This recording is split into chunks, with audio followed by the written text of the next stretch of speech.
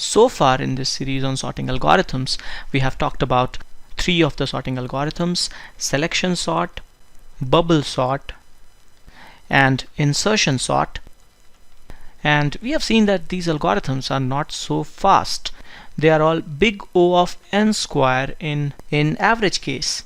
Now in this lesson we are going to talk about one algorithm which is big O of n log n in worst case. And this algorithm is merge sort. Big O of n log n time complexity in worst case is definitely a lot better, a lot faster than big O of n square in average case.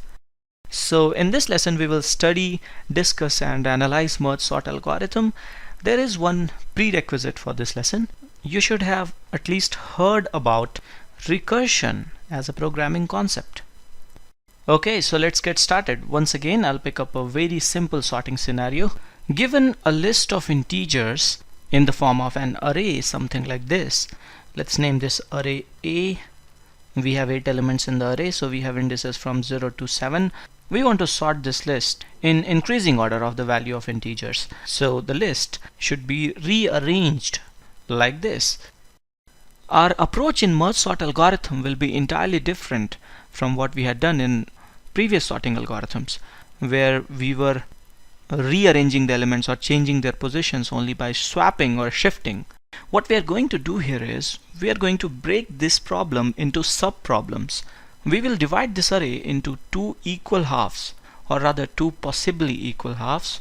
So we will find some middle position, and we can say that all the elements before this position belong to the first half and all the elements on or after this position belong to the second half. If an array would have odd number of elements, one of the halves will have one more element than the other half. We have 8 elements in the original array here, so we have two equal halves. Now think about this. What if we are somehow able to sort these two halves? And let's say these two halves are entirely different arrays. They are created separately in memory by copying values from the original array A. If we are somehow able to sort these two arrays, then we can merge these two lists together into the original list in sorted order.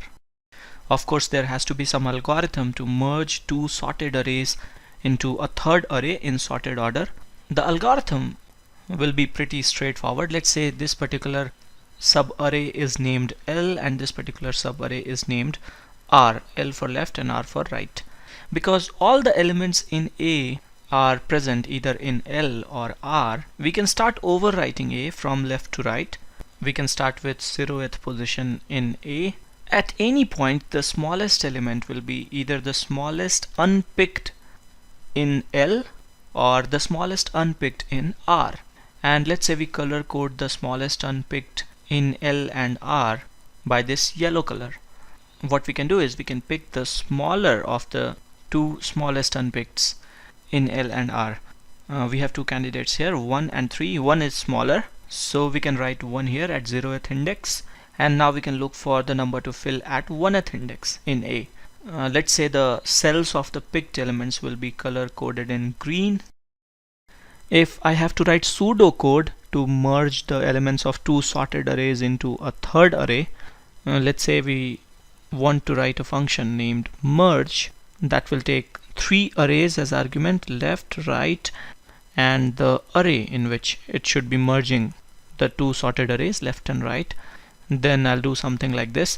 I'll first take a variable that will store the number of elements in L and another variable that would store the number of elements in R. In a real program, we can also pass these two values to the function. Now I'll take 3 variables, I, j and k, and initialize them all to 0. Let's say I will mark the index of the smallest unpicked in L, j will mark the index of the smallest unpicked in R, and k will mark the index of the position that needs to be filled in A. For our example here, at this stage we have I equal 1, j equals 0 and k equal 1. Because we have already filled one element at index 0 in A, but when we will start with all 3 I, j and k as 0. And now my code will go like while I is less than NL. If NL is the number of elements in L, then for I to be a valid index, it should be less than NL. And similarly, for J to be valid, it should be less than NR. So while both these two indices are valid, both these indices I and J are valid, we can say something like if Li is less than or equal to Rj, so we are comparing the smallest in, or rather the smallest unpicked in L with the smallest unpicked in R. In this case, at kth position in A, we will write Li. Remember, we are overwriting A, and that's not a problem. And now I need to increment k, I need to go to the next position, and I also need to increment I to go to the next unpicked in L. And if this condition is not true, if Rj is less than Li, then Ak will be Rj. And once again we need to increment k, and we need to increment j to go to the next unpicked in R. This k equal k plus 1 is in both the conditions, if as well as else, so I have moved it out. Coming back to our example here, I and j are both valid indices. Now we'll compare if Li is less than or equal to Rj. Well, yes, Li is less than Rj, so we need to pick 2 for 1th index, and we need to increment both I as well as k, and for the next position it's between 4 and 3. 3 will go, and we will increment j and k this time. Next it's between 4 and 5. Next it's between 5 and 6. Next it's between 7 and 6. And after 6 has gone, we are done with all the elements in L. I is equal to 4 now, which is not a valid index. So in the while loop, this condition, while I less than number of elements in L, will be false. And this is definitely one probability. One of the arrays L or R will exhaust first. In that case, we need to pick all the elements from the other array and fill rest of the positions in A. After we come out of this while loop, we can write statements like while I is less than the number of elements in L. So we can check whether there are leftovers in L. We can do the same thing. We can say AK is Li, and then we can increment I as well as k. I'm short of space here, so I'm writing multiple statements in the same line. And similarly, we will write a while loop like while j is less than number of elements in R, we can fill in ak with rj, and this time j and k will be incremented. Once we are out of this first while loop, only one of these two while loops will execute, because only one of the sub lists or sub arrays will have leftovers. For this particular example, this third while loop will execute because the right sub array has leftovers. So we will fill up all the remaining positions, and finally we will have a sorted arrangement in A. This is our merge logic, and there are a couple of ways in which we can clean up this code further, but for now let's just understand the logic. And now coming back to where we had started. In the beginning we had imagined that if somehow these two subarrays or sublists, I'm redrawing the unsorted original array and the unsorted sublists. So we had said that if we are somehow able to sort these two lists, then we can merge them back into the original list. But of course we need to have a deterministic logic to sort these two sublists or subarrays also. And the logic is we can break these sublists even further. So this sublist comprising of 4 elements 2, 4, 1 and 6 can be further divided into these two halves, and this list comprising of 8, 5, 3, 7 can be divided into these two sublists 8, 5 and 3, 7. The solution for 2, 4, 1, 6, this particular sublist, can be constructed after we sort these two sublists 2, 4 and 1, 6 and merge them back. And similarly we can sort these two lists, sublists, and merge them back to sort this 8, 5, 3, 7 sublist. Once again we have these 4 sublists of 2 elements each, and they can also be divided. What we are basically doing here is that we are reducing a problem into sub-problems in a recursive or self-similar manner. And at any step, once we get solution for the sub-problems, we can construct the solution for the actual problem. If we have 2 sorted sublists, we can sort the parent list also. We can go on reducing a sublist only till we have more than 1 element in the sublist. Once we reach a stage where we have only 1 element in a sublist, then we cannot reduce that sublist any further. So once we reach a state where our sublist has only 1 element, our recursion will end. And a list with only 1 element is always sorted. We do not need to do anything to sort it. Now at this stage we can start combining back or merging the sublists. So these 2 sublists can be merged. Let's say we will depict the cells in sorted sublists in green. We have already discussed the merge logic. This sublist 2, 4 will still be the same after merge also. Sublists 1 and 6, these 2 sublists with only 1 element each will also merge, and now we can merge 2, 4 and 1, 6. Coming to this side, all these sublists with just 1 element are already sorted, so we will start merging back. Finally these 2 sorted sublists 1, 2, 4, 6 and 3, 5, 7, 8 can be merged back into the original list A. And now let's write pseudocode for this algorithm. I will write a function named merge sort that will take an array A as argument.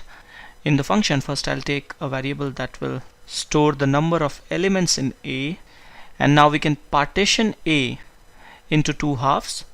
We need to partition A only if n is greater than 1. If n is less than 2, then we have only 1 element in the array, so the array is already sorted. We can simply return. Else what we can do is we can first find out a middle position, and then we can create 2 arrays, one of size equal to mid and another of size n minus mid. So first array will have all the elements starting index 0 till n mid minus 1. We can just fill the elements. We can run a loop from 0 to mid minus 1, so there will be mid elements in all, and we can say left I is AI, and then we can run another loop from index mid till n minus 1, so there will be n minus mid elements in all, and we need to fill in right I minus mid as AI. Now that we have created left and right sublists, we can first make a recursive call to sort the left sublist, and once we are done sorting the left sublist, we can make a recursive call to sort the right sublist. And once both left and right sublists are sorted, we can make a call to the merge function that we had written before to merge left and right sublists into A. It's really important to visualize how this recursion will actually execute. Once again, I'll start over with an unsorted array, and let's say this array is passed to the merge sort function. Now let's run through this code and see what's happening. I'll start with the first line. We calculate n, the number of elements in the array. The number of elements in this array is 8. It's not less than 2. This condition is not true, so we will not return and exit from this function. We will move forward. We will calculate the mid index. Now n is 8, so mid will be 4, and now we will create 2 arrays, left and right, one of size mid and another of size n minus mid. We will fill up these arrays. The first 4 elements will go to left and next 4 will go to right, and now we are making a recursive call. When a function calls itself, then such a call is called recursive call. A function calling itself is not much different from a function A calling another function B. At this stage, the execution of this particular function call with this array with 8 elements as argument is paused, and the machine says that, hey, let me go and finish this particular function call and then I'll come back to you. The machine goes on to execute merge sort on this particular array with 4 elements 2, 4, 1 and 6. Now once again we start at the first line in a new call to merge sort for this new array. N is not less than 2, so we will not return and exit. This particular condition is the base condition or the exit condition from the recursion. If this was not there, we would have gone endlessly in recursion. We needed to stop somewhere.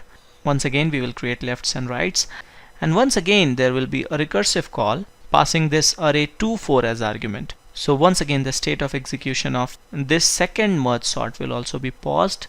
All of these are paused. The state of execution of these functions, the function calls with these arrays as arguments, are paused. This one is executing. Now once again here also we will have a recursive call. Now for this particular array with just one element, this base condition will be true. So this call will simply exit. And now for this guy, this array with 2 elements 2 and 4, this second recursive call will be made with just this element 4, which once again is the base condition. And now once both the merge sort, both the recursive calls for this particular sublist with 2 elements return back, merge function will be called, and then this guy will finish, and then the control will return back for execution of this particular sublist 2, 4, 1, 6, and this guy will make the second merge sort call. This guy will first make a call for this sublist with just one element, and once this is done it will make another recursive call. Now we will have a merge for this guy 1, 6, and then control will return back here to this array 2, 4, 1, 6, and merge will be called for this guy. And now once this guy 1, 2, 4, 6 will finish, the control will return back to the function call corresponding to the original array, and this guy will make another recursive call, the second merge sort call. In actual implementation we must make sure that all these extra spaces and extra sublists that we are creating should be deleted from the memory once we are done using them. Like at this stage we do not need all these arrays with 1 and 2 elements in the memory. Now for this guy 8537 we will have a recursive call passing 85, that will again make a recursive call with just one element 8, and then we will also have a call to 5 that will simply return. Once 5, 8 returns, we will have call for 3, 7. 3 and 7 will simply merge, and now 5, 8 and 3, 7 will merge. And finally when execution for 3, 5, 7, 8 will finish, we will have a call to merge for the original array or the initial array. So this is merge sort algorithm for you. At the start of the lesson we had said that this is big O of n log n in terms of time complexity. In our next lesson we will implement this algorithm, we will run some real code, and we will also analyze the time and space complexity of this algorithm. This is it for this lesson. Thanks for watching.